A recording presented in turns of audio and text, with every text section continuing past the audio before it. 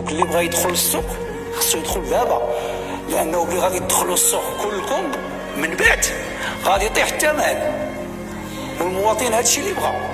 المستوى اللي وصلنا ليه ديال الغلمينيوم كاين، ديال الكباش ما عمو ما كان فين بغا، وصلنا لواحد المستوى عالي. وإلا هاد الناس اللي باقيين شادين الحواله ديالهم راهم غالطين، خصهم يطلقوهم في الاسواق. وما عرفتي علاش كانوا شادينهم، لان كانوا كيتسناو باش ياخذوا الامكانيات ديال الدعم. ودابا راه يعني تفرقات الملايير على الكسابه وعلى هذا، وما بقات حتى حاجه اخرى. انا كنتوجه لهم ما بقات حتى حاجه اخرى غادي تجي.